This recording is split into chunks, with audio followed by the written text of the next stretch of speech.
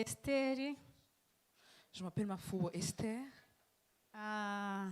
Ndashimira Imana cyane Je bénis le Seigneur kubera ko yanyemereye kuza, parce qu'il a accepté que je sois là. kandi ndashimira n'abayobozi b'iri torero Et je remercie les responsables de l'église Imana yakoresheje hanyuma nkaza. que Dieu a utilisé afin que je puisse arriver. Namwe ndabashimiye Je vous remercie aussi kuko ukuntu muteze amatwi, Imana ibaha umugisha. pour votre écoute. Que Dieu vous bénisse. Amen. Alléluia. Nakijijwe mfite imyaka 16. J'ai été sauvée à l'âge de 16 ans. Nari mu ishuri muri interina, J'étais à l'internat. hari habaye igiterane, Il y avait une hari conférence. korali yari yavuye muri universite. Il y a une chorale qui venait de Icyo gihe l'université. nigaga muri segonderi. En ce moment, j'étais à l'école Baraza secondaire. bararirimba, Ils sont venus, ils ont chanté, barabwiriza, ils ont prêché, bahamagara abashaka kwihana. ils ont demandé à Mu ceux qui veulent être bahagurutse sauvés. benshi nanjye mpagurukamo. Parmi beaucoup, j'étais parmi ces Burya hari gens-là. igihe ijambo rivugwa, Parfois, la parole est annoncée abantu bakagira ngo nta et cyabaye. les gens pensent qu'il n'y a rien. Il y a Icyo rien. gihe habaye ikintu. Mais ce jour-là, il y a eu quelque chose. Haleluya. Alléluia. Ngihaguruka En se levant, barimo basenga, au moment où on priait, numvishe mpuye na Yesu. j'ai rencontré Jésus réellement. Numvishe ibintu bitatu. J'ai entendu trois choses. Icya mbere, La première, numvishe amahoro menshi yinjiye mu mutima wanjye. Alléluia, j'ai senti une paix abondante dans mon cœur. Haleluya. Alléluia. Nagiye kumva numva umutima urafungutse. J'ai senti que mon cœur s'ouvrait. Numva hinjiyemo amahoro. Il y a eu une paix qui est entrée dans mon cœur. Kuva icyo gihe Depuis ce jour kugeza n'ubu jusque ngubu, maintenant, ayo mahoro cette ndacyayumva. paix, je la sens encore. Imana ihabwe Que icyubahiro. Dieu soit glorifié. Ikindi cya kabiri Une numvishe, deuxième chose que j'ai sentie, havuyemo umubabaro mu mutima, il y a eu le chagrin qui est sorti dans mon cœur. hinjiramo Il y a ibyishimo. eu la joie qui est entrée dans mon cœur. Mpita numva ko Yesu yinjiye muri Et j'ai njyewe. senti que Jésus est entré en moi. Yesu afite ubutware Jésus a le pouvoir bwo gukuramo umubabaro de faire sortir le chagrin akinjizamo et faire ibyishimo. entrer la joie. Haleluya. Alléluia. Ibyo ngibyo byambayeho. C'est passé réellement chez moi. Icya gatatu La cyambayeho, troisième chose, murabona simfite ibiro byinshi, vous me voyez, je ne suis pas assez ariko forte, nagiye kumva numva ndoroshye, mais j'ai senti que j'étais légère. numva naguruka, Je sentais que je pouvais voler numva ndabohotse, et j'étais délivrée numva mpuye na et Yesu. j'ai rencontré Jésus. Uwo munsi ntabwo Je nawibagirwa. ne vais pas oublier ce jour-là. Alléluia. Alléluia. Kuva icyo gihe Depuis ce temps kugeza uyu munsi, jusque maintenant, ntabwo Yesu yigeze anererana, Jésus ne m'a jamais délaissé. ntabwo yigeze Il amemukira. ne m'a jamais déçu.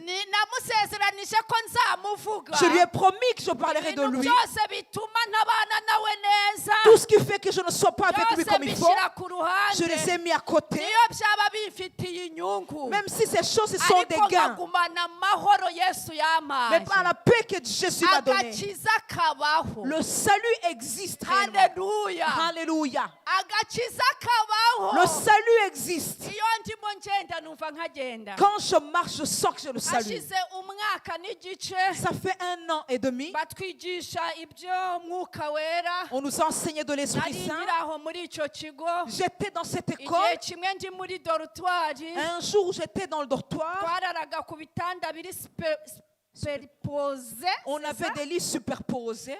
hanyuma ninjiramo numva ashaka gusenga. Je suis entrée dans mon lit, mais j'avais envie de Nta prier. wundi muntu wari uhari. Il n'y avait aucune autre personne. Ntangira kuvuga ngo mana data wa twese. J'ai commencé en priant, Seigneur, le Père de Nagiye tous. kumva numva imbaraga J'ai ziraje. senti une puissance qui est descendue. Nangiye gusohora ngo mvuge amagambo avuga Imana, Au moment où je voulais proclamer les paroles numva de haje Dieu, urundi rurimi. j'ai senti une nouvelle langue qui Iyo est umuntu sortie de yuzuye moi. umwuka wera atega amatwi akumva. Quand quelqu'un est rempli du Saint-Esprit, tu prêtes Nticyari oreille. igifaransa, C'était pas du ntabwo français, cyari anglais, c'était pas de l'anglais, ntabwo cyari swahili, c'était pas du swahili. numvaga ndimo mvuga, Je sentais que je ariko parlais, numva presence y'Imana mais je aho sentais ngaho. la présence de Dieu autour de moi. Ndashima umwami Yesu wampaye Alléluia. agakiza. Je bénis le Seigneur qui m'a donné le salut. Ndabasabye n'umutima wanyu wose, Je vous supplie de tous uwo vos cœurs, mwami mumumpera amashyi acclamez yarakoze. pour ce roi. Mwongere mumumpera amashyi Acclamez Yesu encore pour yarakoze. ce roi. yabikoze kubw'urukundo ankunda Il l'a fait par son amour qu'il m'aime. kandi ndamushimiye ko urukundo rwe rudahinduka Et je le bénis parce que son amour ne change urwo pas. ankunda nirwo nawe agukunda. Cet amour qu'il m'aime, il te l'aime aussi. Haleluya, Alléluia. haleluya. Alléluia. nazanywe no kubabwirira ijambo Je suis venu vous dire cette parole no kubabwira yuko intwaro z'Imana ziri disponible. pour vous dire que les armes de Dieu sont disponibles. Mukwiriye gufata kwambara imbaraga mukazambara. Vous devez les porter. Intwaro z'Imana zabonetse. Les armes de Dieu sont disponibles. Ntabwo zabonetse uyu munsi ariko kuri mwebwe zabaye disponible. Elles ne sont pas disponibles seulement pour aujourd'hui, mais chez vous, ici, elles sont disponibles. Intwaro z'Imana Les armes de Dieu zabonetse. sont valables, disponibles. Les armes de Dieu Intwaro z'Imana sont disponibles. zabonetse. Haleluya. Alléluia. Icyo urimo Haleluya. usabwa Ce qui t'est demandé, ni ukuzambara. c'est de les porter. Ntabwo Imana iri buzikwambike, Dieu ne viendra pas te les faire ni wowe porter. uri buhaguruke ukazambara. Tu dois te lever et les porter. Dusome Abefeso, Lisons dans l'épître de Paul aux Éphésiens. rwandiko Pawulo yandikiye Abefeso, L'épître de Paul aux Éphésiens, ibice bitandatu, chapitre 6. turahera ku murongo wa 10. Nous allons commencer par le verset 10. Haranditse uburyo bwo gutwara intwaro z'Imana. Les armes spirituelles du chrétien. Ibisigaye mukomerere mu mwami no mu mbaraga z'ubushobozi bwe bwinshi. Mwambara intwaro zose z'Imana kugira ngo mubashe guhagarara mudatsinzwe n'uburiganya bwa Satani. Kuko tudakirana n'abafite amaraso n'umubiri, ahubwo dukirana n'abatware, n'abafite ubushobozi, n'abategeka iyi si y'umwijima, n'imyuka mibi y'ahantu ho mu ijuru. Nuko rero mutwara intwaro zingahe?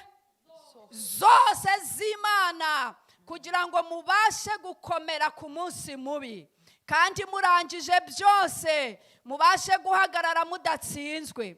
Muhagarare mushikamye, mukenyeye ukuri, mwambaye gukiranuka nk'icyuma gikingira igituza, mukwesa inkweto arizo butumwa bwiza bw'amahoro bubiteguza, kandi kigeretse kuri byose mutware kwizera nk'ingabo, ariko muzashoboza kuzimisha imyambi ya wa mubi yose yaka umuriro. Mwakira agakiza kaba ingofero, mwakire n'inkota y'umwuka ariyo jambo ry'Imana. Musengeshe umwuka iteka mu buryo bwose bwo gusenga no kwinginga, kandi ku bw'ibyo mugumye rwose kuba maso musabira abera bose. Amen. Amen, amen, amen. Au reste, fortifiez-vous dans le Seigneur et par sa force toute puissante. Revêtez-vous de toutes les armes de Dieu afin de pouvoir tenir ferme contre les ruses du diable. Car nous n'avons pas à lutter contre la chair et le sang, mais contre les dominations, contre les autorités, contre les princes de ce monde des ténèbres, contre les esprits méchants dans les lieux célestes. C'est pourquoi prenez toutes les armes de Dieu, afin de pouvoir résister dans le mauvais jour et tenir ferme après avoir tout surmonté. Tenez donc ferme, ayez à vos reins la vérité pour ceinture. Revêtez la cuirasse de la justice. Mettez pour chaussures à vos pieds le zèle que donne l'évangile de paix. Prenez par-dessus tout cela le bouclier de la foi, avec lequel vous pourrez éteindre tous les traits enflammés du malin. Prenez aussi le casque du salut et l'épée de l'esprit, qui est la parole de Dieu. Faites en tout temps par l'esprit toutes sortes de prières et de supplications. Veillez à cela avec une entière persévérance et priez pour tous les saints. Amen. Amen. Amen. Reka twongereho ijambo rimwe riri mu rwandiko rwa kabiri Pawulo yandikiye Timoteyo, Nous allons continuer par le deuxième épître de Paul à ibice Timothée, bibiri. chapitre 2, Turasoma umurongo wa 3, haranditse ngo verset 3. ujye ufatanya nanjye kwihanganira imibabaro nk'uko bikwiriye umusirikare mwiza wa Kristo. Nta waba umusirikare kandi ngo yishyire mu by'ubu bugingo, ngo abakinejeje uwamwandikiye ubusirikare. Amen. Amen. Deuxième épître de Paul à Timothée, chapitre 2, verset 3. Lisons au nom de Jésus. Souffre avec moi comme un bon soldat de Jésus-Christ. Il n'est pas de soldat qui s'embarrasse des affaires de la vie s'il veut plaire à celui qui l'a enrôlé. Amen. Haleluya. Alléluia. Haleluya. Alléluia. Haleluya. Alléluia. Murahari. Est-ce que vous êtes là? Haleluya. Alléluia. Ngiye kuvugana n'umusirikare. Je voudrais parler à un soldat. Abatari bubwo ntago bari bubyumve. Si tu n'es pas soldat, tu ne vas pas Langage comprendre. y'abasirikare itandukanye n'iy'abaganga. Le langage des soldats est différent de celui Mu des baganga bavuga médecins. amaserenge, bakavuga medikama, bakavuga mbese infection. Dans la médecine, on Nibyo parle des seringues, des bavuga. infections, c'est tout cela qu'on dit. Abacuruzi nabo bavuga ibintu by'ibiciro. Le jargon commerçant parle des prix. Abanyeshuri bavuga iby'amasomo n'iby'amatiyo y'abarimu. Le jargon étudiant parle des tuyaux des professeurs. Abasirikare nabo bavuga ibindi. Le jargon militaire parle d'autre chose. Pawulo yandikira Timoteyo Paul a écrit à Timothée, aravuga ngo ujye ufatanya il lui a nanjye dit souffre avec moi, kwihanganira imibabaro supporter les souffrances, nk'uko bikwiriye umusirikare mwiza wa Kristo. comme tout bon soldat de Christ. ngo ntawaba umusirikare Tu ne peux pas être un ngo soldat kandi yishyire mu by'ubu bugingo et s'embarrasser des choses de waba cette vie akinejeje uwamwandikiye et ubusirikare. plaire à celui qui l'a enrôlé. Haleluya. Alléluia. iyo umuntu avuze intwaro Quand on parle des armes, akavuga umusirikare on parle d'un soldat. uhita wumva aho barwanira, Tu comprends qu'il y a un champ de ukumva bataille. n'uwo murwana, Tu comprends qu'il y a un ennemi ukumva n'ijambo bumva isinzi. et il y a la victoire. Haleluya. Alléluia. igihe kimwe Un jour, yosuwa ahagaze yerekeye i yeriko, quand Josué allait vers Jéricho, yari umusirikare utatinya. c'était un soldat qui n'a pas peur. agiye kubona abona umuntu w'umugabo amuhagaze imbere, Et tout à coup, il a vu un homme qui était devant lui. yitegereje uburyo ki ahagaze, Et quand il a vu comment il se tenait, aravuga ngo uyu muntu ntabwo ari umusivili, il a dit cet homme, c'est pas un civil. ntabwo ari umuntu uri kwitemberera. C'est pas quelqu'un qui est en train de se balader. aratinyuka, Il a eu la fermeté, le courage. aramwegera, Il s'est approché de lui. aramubwira ngo mbese ye Il lui a dit, est-ce que uri uwo mu bacu cyangwa uri uwo mu babisha bacu? tu es des nôtres ou tu es dans le clan des ennemis? marayika w'uwiteka aramusubiza, Et l'ange de l'Éternel a répondu. aramubwira ngo ntabwo ndi uwo mu banyu, Il a dit, je ne suis pas des vôtres. ngo nta nubwo ndi uwo mu babisha Et banyu, je ne suis pas de vos ennemis. ngo ahubwo nje nonaha. Alléluia. Je viens maintenant. Haleluya. Alléluia. aravuga ngo nje Il a dit, je nonaha viens maintenant kubera ingabo z'uwiteka venir aux côtés des soldats de Umugaba. Dieu, être le chef. Haleluya. Alléluia. ntabwo ari uwo mu banyu, Ce n'est pas quelqu'un des vôtres. nta nubwo ari n'uwo mu babisha banyu, Il n'est pas du côté des ennemis. ahubwo aje nonaha Il vient maintenant kubera ingabo z'uwiteka. être le chef de Ura- l'armée de Dieu. urava muri icyo gice cyo mu banyu Tu vas sortir de ton clan uve no mu gice cy'abanzi, et tu vas sortir du clan de l'ennemi ahubwo ujya kuri kote et tu vas y'uwiteka. venir du côté de l'Éternel. Alléluia. imana ihimbazwe. Que Dieu soit loué. urava aho Tu hantu, vas quitter là où tu es. urava muri iyo karitsiye Tu vas urimo, sortir de ce quartier-là. urava mu banyu, Tu vas sortir de ta urava famille. muri bene Tu vas wanyu, quitter ta famille. ujya mu gice Tu vas aller du cy'uwiteka, côté de ujya mu l'Éternel. ruhande rwa Aller yesu. du côté de Jésus. aje kubera ingabo Que tu sois le chef z'uwiteka. des Umugabo. soldats de Dieu. abo nibo bagiye kunesha. Voici les gens qui vont vaincre. Haleluya. Alléluia. ariko ndi kumva imana. Alléluia. Alléluia. Haleluya. Alléluia. intambara umaranye iminsi, Le combat que tu combats depuis un temps, humure, n'aie pas peur. araje nonaha. Il vient maintenant. ni nonaha. C'est maintenant. icyo usabwa ni kimwe gusa, Il t'est demandé une chose. urasohoka mu banyu, Tu dois sortir de ton clan. uve no muri abo bari kurwana. Tu vas sortir du clan de tes ennemis. ube mu ruhande et rw'uwiteka sois du côté de l'Éternel. nibwo biri bukore C'est comme ça que ça va ibindi byose marcher. ntibiri bwemere Le reste ne va pas marcher. mu ruhande rw'uwiteka Du côté de l'Éternel. umusirikare Un soldat, kugira ngo umuntu abe umusirikare hasabwa iki pour être un soldat, qu'est-ce qui t'est demandé? mu buzima busanzwe D'habitude, kugira ngo umuntu abe umusirikare pour devenir soldat, bisaba ibintu byinshi il y a beaucoup de ariko critères, ndababwira bikeya mais je vais vous parler de icya certaines mbere choses. bisaba kuba wujuje kondisiyo legale Tu dois remplir les muteze conditions amatwi légales. murahari Est-ce que vous m'écoutez? haleluya Alléluia. bisaba kuba wujuje kondisiyo legale Il y a des conditions légales que tu dois accomplir. haleluya Amen. izo kondisiyo ni izihe Quelles sont ces conditions? ugomba kuba ufite ubwenegihugu Tu dois avoir la nationalité du pays. udafite nasiyonalite ntabwo wakwinjiramo Sans la nationalité, tu ne peux pas no mu intégrer buryo bw'umwuka le service niko militaire. bimeze Dans l'esprit, il en est ainsi. kugira ngo ube umusirikare wa yesu Pour être un soldat de Jésus, kugira ngo ube mu ruhande rwa yesu pour être du côté de Jésus, ni uko ugira ubwenegihugu bw'ijuru tu dois avoir la nationalité divine. wumva ubutumwa Tu entends l'évangile, bukinjira mu matwi yawe ça entre par ton oreille, ukizera tu as la foi, ukizera yuko yesu ari tu umwami crois que Jésus est le roi, ukabyatura et tu le confesses de ta bouche, yesu akakubyara ubwa et kabiri Jésus t'enfante ugafata secondement. icyemezo cyo kudasubira Tu inyuma prends la décision de ne plus ugahita uhabwa reculer, ubwenegihugu et tu reçois la nationalité. haleluya Alléluia. icya kabiri Deuxièmement, ugomba kuba wujuje imyaka y'ubukure tu dois avoir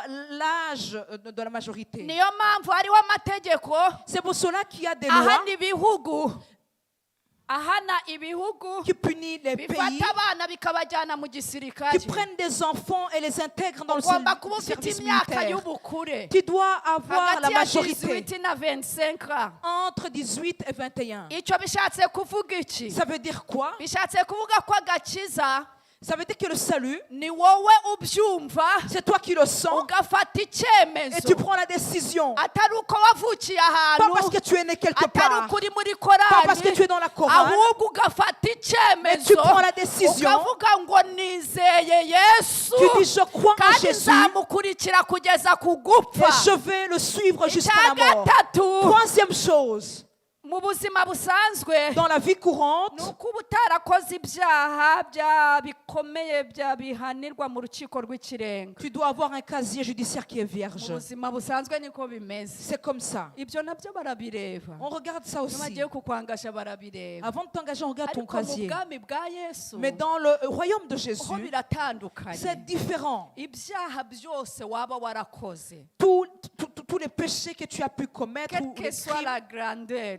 ou comme ça, bingana, kose peu importe, ukaza ufite guca bugufi tu viens avec l'humilité. urababarirwa Tu es pardonné. yesu akaguha amahoro Et Jésus te donne la paix. ukandikwa mu gitabo Et tu es cy'ubugingo inscrit dans le livre de icyaha la vie. cyose waba warakoze Peu importe le péché que tu as narivuze commis. ngo icyaha cyose waba warakoze J'ai dit peu importe le péché que tu as commis. niyo waba warakuyemo inda ukabisabira imbabazi Même si tu aurais avorté ukabica et que tu as demandé ukabica pardon. kandi ubizi Et tu as tué alors que tu niyo le waba sais. warishe kandi ubibona Tu as tué en le sachant. abagore bose baba warasambanije kandi ubibona Toutes les femmes que tu as iyo couché avec. wumvishe ubutumwa bwiza Quand tu entends la bonne ukavuga ngo nouvelle ndakwizeye et tu yesu dis Seigneur Jésus, je crois en toi. akubabarira ibyo Il te byaha pardonne tous les péchés. akakwambika imyambaro Il te yera fait porter des vêtements nawe blancs. ukabarwa mu mubare w'abazaragubwa Et tu es dans le livre des gens qui vont hériter le ni royaume. mwiza cyane Alléluia. haleluya Alléluia. haleluya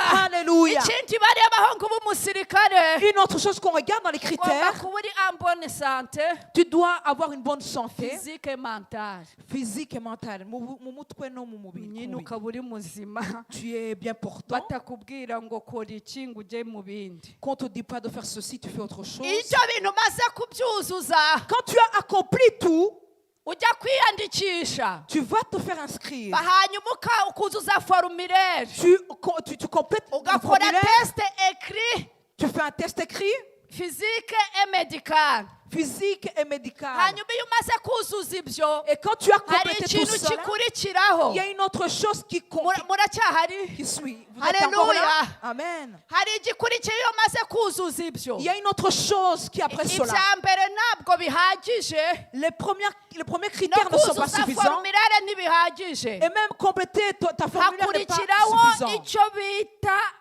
kugira formation militaire. Tu dois faire une formation militaire. No obligatoire. Ugomba kuyikora. mbese na formation ntiwayisimbuka. Tu ne peux pas sauter cette formation. kugira ngo ube umusirikare wuzuye, Pour être un bon soldat accompli, muracyahari? est-ce que vous êtes toujours là? ugomba kugira Tu formation. dois faire une formation. narivuze ngo ni obligatoire. J'ai dit que c'est obligatoire. ntabwo wayisimbuka ngo bikunde. Tu ne peux pas manquer cette étape. bigamo ibintu byinshi, On apprend beaucoup de ariko choses, reka mbabwire nka bine. mais je vais vous parler de 4 icya choses. mbere bigamo La première chose qu'on apprend, disipurine militaire. imyitwarire no uko kwitwara. umuntu yitwara, Discipline militaire. uko umusirikare Comment yitwara. un soldat se comporte. icya La kabiri deuxième chose, bigamo uko bakoresha intwaro. comment utiliser les armes. intwaro bazifungura gute, babigenza gute, mbese barabyiga nabyo. Comment manier ces armes. On apprend. icya gatatu La troisième chose, bigamo tekinike de defense. on apprend les techniques de défense. uko nyine urwana ukajya ku rugamba, tekinike y'uko wirwanaho. Technique de comment tu peux icya te kane défendre. biga Une autre chose qu'on apprend, biga travail en équipe. gukorana n'abandi. hari igihe umuntu arwana ari mu itorero, Parfois, quelqu'un peut combattre dans l'église ukavuga ati ese uyu muntu yanyuze muri formation, ukabona yarayisimbutse, et tu te dis, est-ce que cette personne a été dans ukabona la formation? yarasimbutse hari formation Et tu atanyuzemo. trouves que la personne a ibyo sauté une ngibyo iyo formation. birangiye, Et quand tu arrives au bout, muracyahari? est-ce que vous êtes toujours là? haleluya haleluya. Alléluia. ibyo iyo birangiye, À la fin de cela, hakurikiraho kurahira. il y a maintenant prêté iyo le umuntu amaze serment. kurahira, Quand tu as déjà prêté bamuha le ibintu serment, bibiri. on te donne deux choses. icya mbere bamuha La première chose, irangamuntu. on te donne déjà un badge. icya kabiri Deuxième chose, baguha kode. on te donne un code. ibyo ni ibintu bibiri bitandukanye. C'est deux choses différentes. irangamuntu, On te donne une carte ayiti d'identité. baguha irangamuntu, On te ku donne une buryo iyo carte uyerekanye d'identité. bahita babona ko uri umuki, Quand bahita tu babona ko montres, uriwe. ça veut dire que c'est un badge qui montre ariko que tu iyo es. ushatse kumenya un uko militaire. uwo musirikare ateye, Mais si tu veux savoir comment il est, ufata iyo kode tu prends ce code ukayikubita muri mashine, et tu l'encodes dans la machine hagahita hamanika ubuzima bwe bwose. et tu as toute sa vie, son ibi historique. bintu murumva icyo bishatse kuvuga? Est-ce que vous comprenez ce que ça veut dire? birabujijwe kuvuga umuntu nta kode ye ufite, Il est interdit de parler de quelqu'un kuko sans hari avoir son igihe code. umurebera inyuma Parce que tu peux regarder la personne de ukagira ngo l'extérieur ibyo ureba niko bimeze. et tu penses que de l'extérieur, birasaba c'est ce que tu kugira te dis, c'est kode, vrai. Il faut que tu aies le code. ugashyiramo, Tu as un code ukamenya uko uwo muntu ameze. pour savoir qui il est sawuli réellement. yitegereje dawidi, Saül, quand il a vu David, aramubwira ngo ko mbona uri umwana w'umugenda, il a dit, j'ai vu que tu es un jeune uriya homme. muntu uri kurwana, Cet homme qui est là-bas, kuko amenyereye urugamba, c'est un homme qui habile dans mbese le wowe combat, uramukizwa n'iki? qui va te délivrer de ça dawidi entre ses ahita mains. amenya ko sawuli nta kode ya dawidi afite. Saül a su qu'il n'a aramubwira ati pas le reka code de David. mubwire sawuli, Il a dit, Saül, je vais we te dire, kundebera inyuma, ne me regarde pas de hari l'extérieur. ibintu uwiteka Il y yakoranye a des nanjye. choses que l'Éternel a accomplies avec moi. haleluya. Alléluia. aramubwira ngo igihe kimwe Il lui a dit un jour, naragiraga intama za data, quand j'allais faire paître les brebis de mon père, hakaza intare il pouvait y avoir un lion qui cyangwa arrive idubu, ou un ours. jewe dawidi Moi, David, narahubukaga, je sautais ayicakira, et je le saisissais ayibumbura akanwa, et j'écartais sa kakura gueule umwana w'intama, et j'arrachais la brebis d'entre sa Ntare. mort, dans la bouche de ce aravuga lion. ngo uwiteka wanyijije intare n'idubu, Il a dit, l'Éternel qui m'a délivré entre les mains du lion et de izanyiza l'ours. n'uwo mufilisitiya Il va me utarakebwe. délivrer de ce Philistin incirconcis. kode ya dawidi arayimuha. Alléluia. Il lui a donné le code. Birabujijwe kureba umuntu ukavuga. Il est interdit de regarder quelqu'un et D'ailleurs, de le nta juger par n'umwanya l'extérieur. tugifite wo kuvuga abantu. On n'a plus le temps de parler des Igihe gens. kirageze ngo tuvuge Yesu Il wenyine. est temps de proclamer Jésus seulement. Abantu bareke bakuvuge. Laisse les gens parler de toi. Wowe icyo ugomba kuvuga ni Yesu. Toi, ce que tu dois parler, c'est Jésus. Ntukanasubiremo ibyo bakuvuze. Ne répète même pas ce qu'ils ont Kuko dit iyo sur toi. ubisubiyemo Parce que quand tu le ubaye répètes, uwa kabiri wivuze. ça veut dire que tu es la deuxième personne qui vient de parler de toi. Laisse-les parler. Wowe ubwira abantu ko Yesu akiza. Toi, dis seulement que Jésus guérit. Haleluya, haleluya. Alléluia. Hanyuma uwo musirikare Et ce soldat, igikurikiraho une autre chose, ibyo bintu ntabwo biba bihagije. ces choses ne sont pas suffisantes. Ibya mbere ntibihagije. La première étape n'est pas Ibya suffisante. kabiri byo kuzuza formulaire ntabwo bihagije. Compléter ce formulaire n'est pas Kurahira no kugira suffisant kode seulement. ntabwo bihagije. Prêter serment et d'avoir le code, ce n'est Uwo pas suffisant. musirikare agomba kubahiriza indangagaciro z'igihugu. Ce soldat doit obéir les valeurs du pays. Iyo atazubahirije nubwo yaranyuze muri formation baramwirukana. S'il ne respecte pas ses valeurs, même s'il a fait sa formation, il peut être licencié. Muteze amatwi. Est-ce que vous avez entendu? Iyo utubahirije valeur Quand tu ne respectes pas les valeurs, usigara uri umuririmbyi ariko nta kintu kikurimo. tu chantes, mais il n'y a rien qui est en toi. Usigara uza gusenga ariko nta bwami bw'ijuru bukikurimo. Tu viens chanter, mais tu n'as pas le royaume Warakoze des cieux en toi. formation, Tu as fait une formation, bakwigishije nuko batwara intwaro, on t'a enseigné comment porter ton arme. ariko niba nta respect ya valeur ufite Mais quand tu n'as pas le respect des valeurs, ntabwo bikunda. ça ne marche pas. Ndashimira Yesu Je bénis Jésus kwaje kubaha imbaraga qui vient vous donner la puissance kugira ngo mubashe kubaha afin de pouvoir honorer valeur z'ijuru les valeurs de Dieu, du ciel, no kugira ngo mwambare intwaro z'Imana. et de porter les armes de Dieu.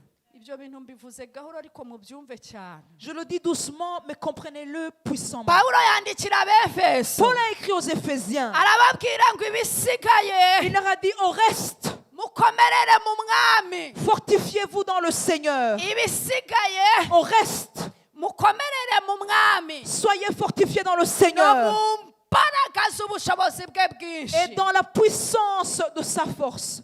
Bivuze ngo intwaro zose wagira Ça veut dire que toutes les armes que tu peux avoir, utari muri Yesu ntabwo zikora. si tu n'es pas en Jésus, ça ne peut pas marcher. Niyo mpamvu yatangiye C'est pour cela qu'il a dit, aravuga en ngo commençant, ibisigaye il a dit, au reste, mukomerere mu mwami. fortifiez-vous dans le Hari Seigneur. abakomerera mu bihugu, Il y a ceux qui se fortifient hari dans les pays, abakomerera mu itorero, il y a ceux qui se fortifient dans hari l'église, abakomerera mu ivugabutumwa, il y a ceux qui se fortifient hari dans abagenda l'évangile. bakomerera ahantu hirya no Il y a des hino. gens qui sont forts partout. Ariko icy'ingenzi kiri hejuru ya byose Mais ce qui est au-delà de tout, ni ugukomerera muri Yesu c'est Kristo. d'être fortifié en Jésus-Christ. Haleluya. Alléluia. Ibisigaye mukomerere mu mwami Au reste, fortifiez-vous dans le no Seigneur mu mbaraga z'ubushobozi bwe bwinshi, et dans la puissance de sa force. no mu mbaraga z'ubushobozi bwe Et bwinshi, dans la puissance de sa force. ngo kandi mwambare intwaro zose z'Imana Et revêtez-vous de toutes les armes de Dieu kugira ngo mubashe guhagarara afin de tenir ferme, mudatsinzwe n'uburiganya bwa Satani. sans être emporté par les ruses du malin. Ngo kuko tudakirana, mutege amatwi mwumve, Car nous ne luttons pas contre. kuko tudakirana Car nous ne luttons pas contre n'abafite umubiri n'amaraso, le sang et la chair. abo uri kurwana nabo muri iyi minsi Les gens que tu luttes ntabwo avec, ari abantu bo muri iri torero, ce ne sont pas des gens de cette nta église. nubwo ari abantu bo muri famiye, Ce n'est même pas les gens de la nta famille. nubwo ari abantu baho ukorera, Ce n'est même pas tes collègues du abo uri travail. kurwana nabo Les gens que tu luttes ntabwo contre, bambaye umubiri, ils ne portent pas la chair et le sang. ntabwo bafashe amaraso yaza. Tu ne peux pas prendre même leur sang. Pawulo arabavuga neza, Paul parle de ces gens aravuga ngo kuko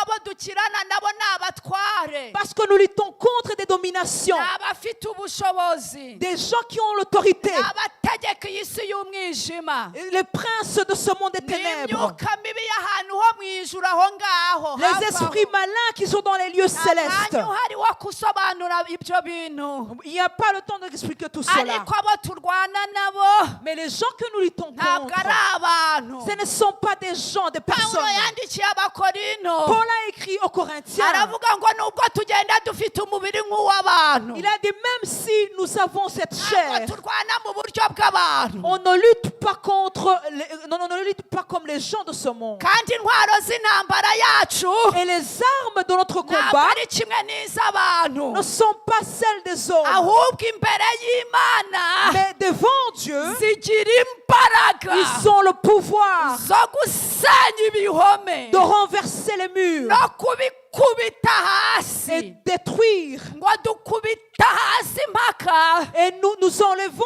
toute pensée, n'ikintu cyose cyishyiriye hejuru toute pensée, nous la prenons en captivité. kurwanya kumenya Imana, Toute chose qui s'élève contre la connaissance ngo de Dieu, dufatamiri nous prenons en captivité ibitekerezwa mu mitima y'abantu toutes les pensées qui sont dans les cœurs tukabigomororera Kristo. et nous le ramenons vers Christ. Urahagije wowe wenyine Tu es assez kugira suffisant ngo namiri ihinduke. pour que Namur change. Icyo bigusaba ni ukuba mu ruhande rwa Yesu, Ce qui t'est demandé, c'est d'être dans le clan de Jésus. ugahagarara ukambariza intwaro, Et tu portes ses armes. kandi abantu bafashe ibyemezo Et les gens qui ont pris des décisions byo guhindura imyumvire bakaba mu ruhande rwa Yesu, de changer leur mentalité et d'être Yesu dans... agiye kubakoresha côté de ibintu Jésus. by'ubutwari mutabasha gutekereza. Jésus va les utiliser à faire des grandes choses que vous ne pouvez pas imaginer. Mbese mba mvuze ngo amena cyane. Moi, j'allais dire Amen. Haleluya, Alléluia. haleluya. Alléluia. Aravuga ngo nuko rero Il leur a dit encore, mutware intwaro zose z'Imana portez toutes les armes de Dieu kugira ngo mubashe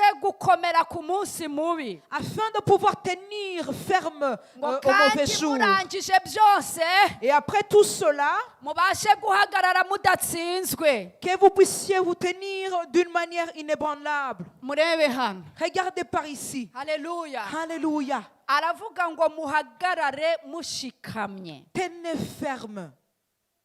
muhagarare mushikamye. Tenez ferme. Iyo umuntu ahagaze gutya nabwo aba ahagaze, Quand quelqu'un se tient comme ça, il est debout. iyo ameze atya nabwo aba ahagaze. S'il est penché, il est aussi debout. Bibiliya iravuga ngo muhagarare mushika. Mais la Bible dit de se tenir ferme. Mushikamye Tenir ferme. nibwo izi ntwaro zizabona n'aho zifata, C'est comme ça que ces armes auront la place. ku buryo umuntu aza kukubaza ukamusubiza impamvu y'impamvu utakoze ibyo. De manière à ce que tu puisses répondre à la raison pour laquelle tu n'as pas fait cela. Abanyeshuri barambaza batari ko kudakopera wowe. Les étudiants me disaient, pourquoi toi tu ne vas pas avoir des Nkababwira nti copions? nakiriye Yesu, gukopera ni ukwiba. Et je leur ai dit, j'ai reçu Jésus, ça ne sert à rien d'aller avoir des copions à gauche à Wowe droite. iyo bakubajije impamvu utanywa inzoga uvuga ngo iki? Toi, quand on te demande pourquoi tu ne bois Ko pas l'alcool, qu'est-ce warwaye que tu réponds? inzoka kuva kera muganga yabikubujije. Tu as eu des problèmes au niveau du ventre et tu n'as Ntabwo le nyine médecin. urahagarara tu l'as pas dit. ushikamye. Tiens-toi ferme. Urugamba n'umurimo biri imbere Le combat et l'œuvre qui sont devant toi biradusaba guhagarara dushikamye. nous est demandé de tenir ferme. Umurimo w'Imana uri imbere, L'œuvre de Dieu qui nous attend là-devant, gukorera Imana bikomeye biri imbere yacu twese, la grande œuvre de Dieu qui est devant nous, biradusaba guhagarara dushikamye. nous demande de nous tenir ferme. Muhagarare mushikamye, Tenons ferme. mukenyeye intwaro ya mbere ni ukuri. En tenant la vérité comme arme. Igihe cyose uvuga ibintu mu mutima, igihe cyose ibintu biri mu mutima, À chaque fois que tu as des choses dans ton cœur ntaba ari byo usohora mu kanwa, et que tu ne fais pas sortir cela par ta uba uri bouche, umubeshyi. ça veut dire que tu es un menteur.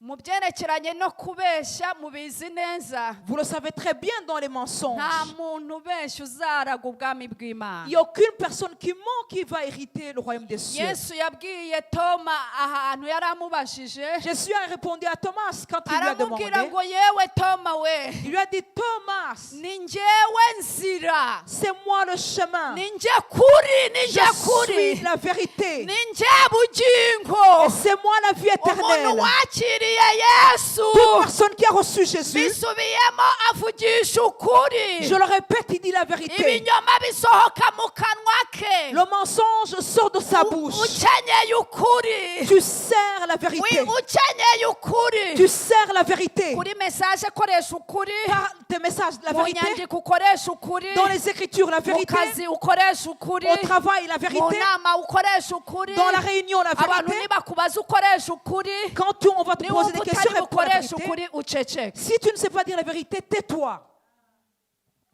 mu gihe cyose ugiye kwirukana abadayimoni À chaque fois que tu vas chasser les démons, ariko muri wowe harimo ibinyoma alors qu'en toi il y a des mensonges, ntabwo bazagenda ces démons ne vont pas s'enfuir. kubera ko shitani ni se w'ibinyoma Parce que Satan est le père des abavuga ngo umwana mensonges. wanjye si ubu yabaye iki Il va dire, mon enfant, qu'est-ce qu'il a? aguma aho ngaho Et il reste là. ntashobora Il ne kugenda peut pas bouger. umurimo imana iduhamagariye L'œuvre que Dieu nous appelle à no faire, kwirukana abadayimoni bari mu bantu benshi c'est de chasser les démons qui sont parmi les birasaba gens. yuko ugira ukuri muri wowe Et cela nous est demandé de dire la nugira vérité. akantu gatoya karimo uburiganya Si tu as la ruse en toi, ntabwo abadayimoni les bazagenda démons ne vont pas s'enfuir. bazavuga ngo petit frere ari kutwirukana Ils vont dire, le petit frère nous chasse. kuko shitani ni se w'ibinyoma Parce que Satan est Abana le be père des n'abadayimoni. mensonges. Et ses enfants, ce sont les démons. nawe iyo ibinyoma bikurimo Quand tu as des mensonges en toi, uhita ugira ADN nk'iy'abadayimoni tu as le même ADN que les démons. iyo uhagaze rero Alors quand tu te tiens, quelque soit igarade waba ufite mu itorero quel que soit le grade que tu as dans l'église, ukavuga ngo onodo Jésus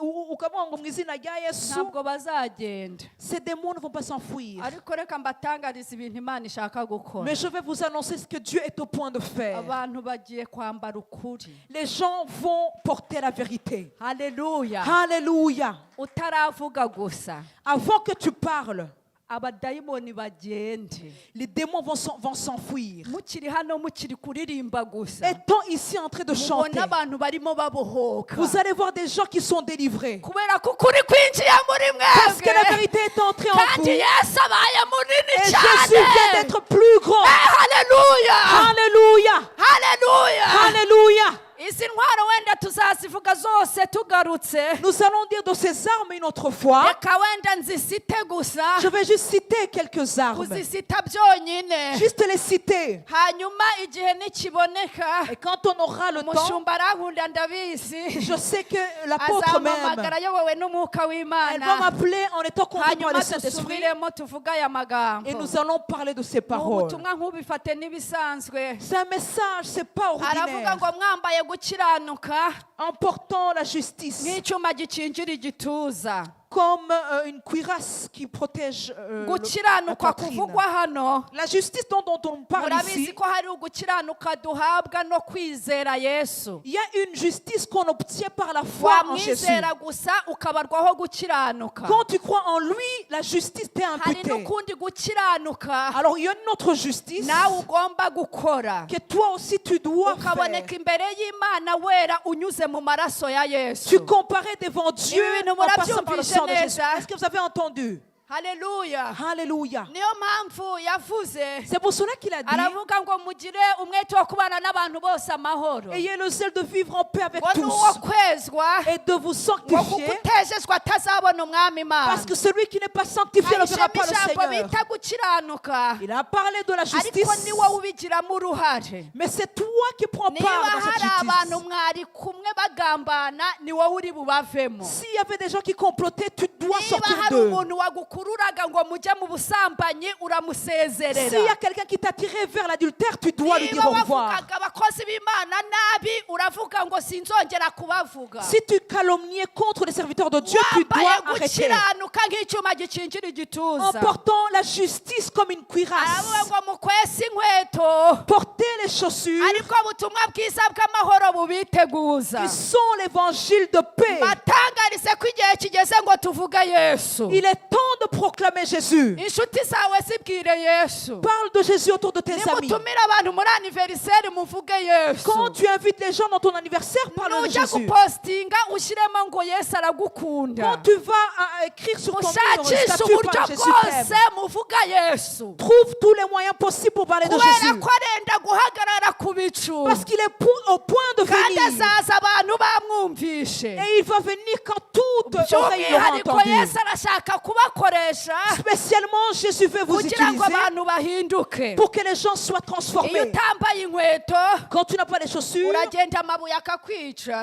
les cailloux peuvent iyo te faire utambaye mal. inkweto n'amahwa arakwica. Quand tu n'as pas de chaussures, les épines peuvent encore une fois te percer. ikigeretse kuri ibyo byose Et au-dessus de cela, tware kwizera nk'ingabo portez la foi. niko muzashoboza Et c'est comme ça que vous allez y arriver comme bouclier. kuzimisha Pour éteindre imyambi tous les traits yose du malin. ya wa mubi Du malin. yaka umuriro Enflammé. yose.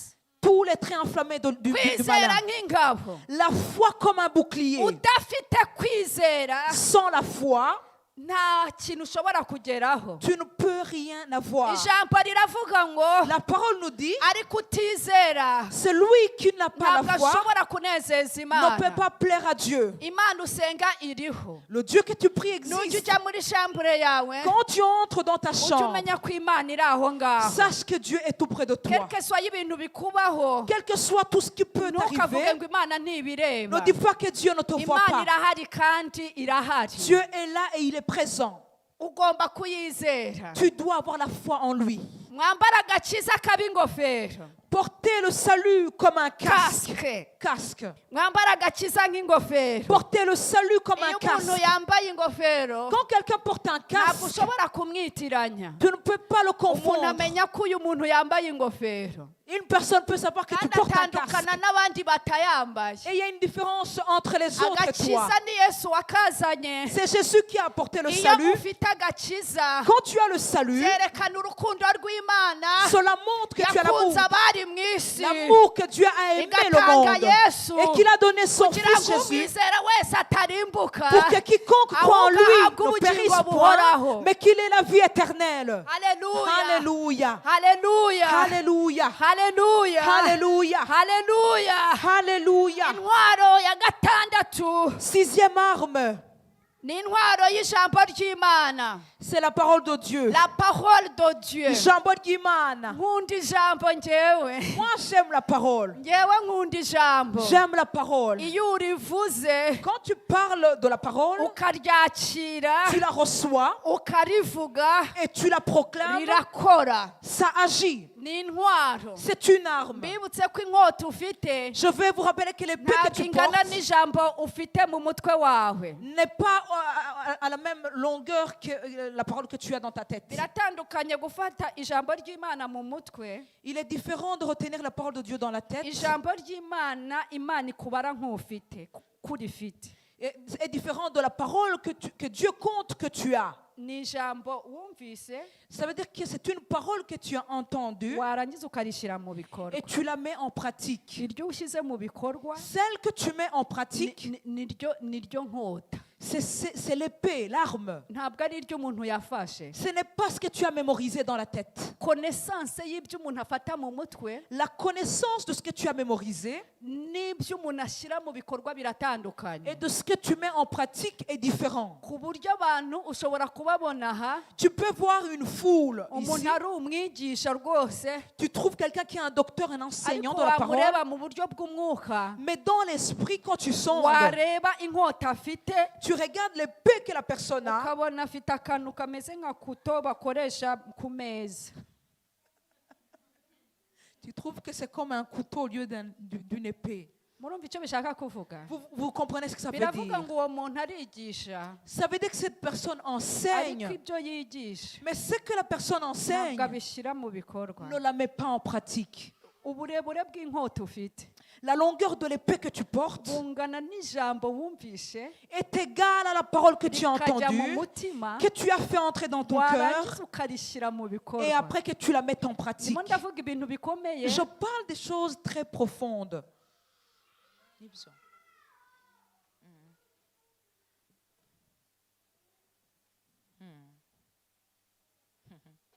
ufite inkota ingana ite? Quelle est la longueur de ton épée? ndashimira yesu Je bénis Jésus. aje kuduha inkota Alléluia. Il vient nous donner des épées. kandi ifite ubugi impande zombi. Une épée à deux tranchants. bivuze ngo ni ukuryumva Ça veut dire que c'est de l'entendre, ukarishyira mu bikorwa. tu la mets en pratique. Ntabwo uzigisha gusenga. Tu ne vas pas enseigner la prière. Munteze amatwi mwongere murebe hano. Regardez-moi encore. Alléluia. Alléluia. Ntabwo uzigisha gusenga Tu ne vas pas enseigner la prière urya gatatu ku munsi en mangeant 3 fois par jour. ukamara ukwezi kose urya. Et tu passes un mois en train de manger. Urya buri gihe mu gitondo petit déjeuner, ibya saa sita babyita gute hari? Dîner, Dîner, ibya Souper. nijoro, souper. buri gihe kuwa mbere kugeza ku cyumweru. Kuwa mbere kugeza ku cyumweru, hanyuma nurangiza uhagarare hano cyangwa uririmbe uvuge ngo musenge.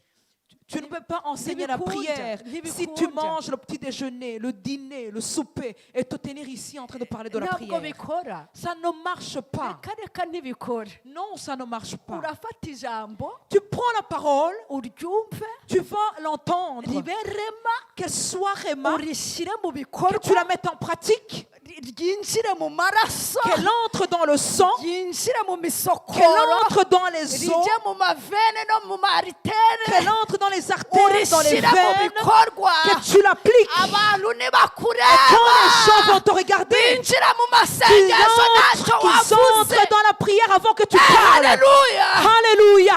amina. Alléluia. Intwaro ya nyuma iravuga ngo musengeshe umwuka iteka. La dernière arme, c'est de prier dans l'esprit. Iyo uri mu rugo Quand tu es chez toi à la maison, ugasenga ukavuga ngo amen, tu dis Amen.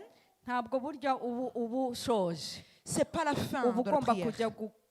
kujya gutega tre uri musenga, Tu dois aller prendre ton train en priant. ugasinya uri musenga, Tu signes en priant. ukagenda mu barwayi uri musenga, Tu vas visiter les malades en priant. ibintu byose ukabikora uri musenga. Tu fais tout dans la prière. Intwaro z'Imana. Les armes de Dieu. Reka dusoreze aha ngaha. Nous allons terminer par ici. Alléluia. Alléluia. Que Dieu vous bénisse Imani ibahe umugisha. abondamment. Imani ibahe umugisha Muhaguruke mwinshi. dusenge Imana. Levez-vous, nous allons prier. Alléluia. Ndumva Imana cyane. Je sens Dieu encore. Ndimo ndumva ko ijuru rikingutse. Je sens que les cieux, l'atmosphère est Kandi ouverte ko Imana iri kumwe natwe rwose. et que Dieu est avec nous réellement. Présence y'Imana iri hano. Je sens la présence de Dieu ici. Niba wowe utari mu byumva, Si tu ne le sens ko pas, hari abantu bafite sensibilité spirituelle, il y a des gens qui ont la sensibilité bari spirituelle, kumva ko Imana iri aha. qui sont en train de sentir la présence de Dieu. Imana iri hano. Dieu est ici présent. Ndabatangariza ko Imana iri hano. Alléluia. Je vous annonce que Dieu est présent. Uko muri kose muraba agaciro gakomeye imbere y'Imana. Alléluia. Tel que vous êtes, vous avez de la valeur aux yeux de Dieu. Kandi mwebwe murahagije. Et vous êtes assez suffisant. Nubwo Imana izongera ikazana abandi Même si Dieu va augmenter le ngo nombre ici, muhindure des gens, isi yose, pour changer les nations, Imana irahari Dieu est ici présent. kandi ndimo ndayumva Et je le sens. ikintu irimo ikora. Ce qu'il est en train de faire, Yatangiye kubikora kare, il a commencé au début, ni ukubohora abantu. c'est de délivrer les gens. Hari igihe abantu bagira ngo nta cyabaye, Des fois, les gens peuvent penser qu'il n'y a rien ariko hari qui a ikintu eu. kiba cyabaye. Mais il y a quelque chose qui s'est passé. Au fond kiba cyabaye. Au fond, il y a quelque chose qui s'est passé. Kuri ame hari ikintu kiba kiri kuba. Dans l'âme, il y a quelque chose qui s'est passé. Alakole manda na wi. Alléluia, alléluia. Alakole fosele manda. Ah, Hari ikintu alléluia. Imana irimo ikora. Il y a quelque chose que Dieu est en train Irimo d'accomplir. irahumura abantu amaso Il est en train d'ouvrir les yeux des kugira ngo gens bakire kwera kwayo. afin qu'ils reçoivent la sanctification de Dieu. Kwera kw'Imana Parce que Dieu, irashaka kukwinjiza mu bantu bayo. il veut te faire entrer dans son peuple Binyujije muri Yesu. à travers Jésus. Dore ko wowe utabibasha. Voici, toi, tu ne peux pas y arriver tout Ariko seul. ndi kumva Imana cyane. Mais je sens Dieu encore plus. Ah, Alléluia. mu rwego numva navuga cyane, J'ai envie de crier ariko même. ndababwira ko Imana ihari Mais je vous dis que Dieu est ici présent kugira ngo ibohore abantu cyane, pour délivrer les gens, ibavane mu cyiciro kimwe qu'il les fasse sortir d'un niveau ibinjize mu kindi. et les faire entrer dans un autre niveau.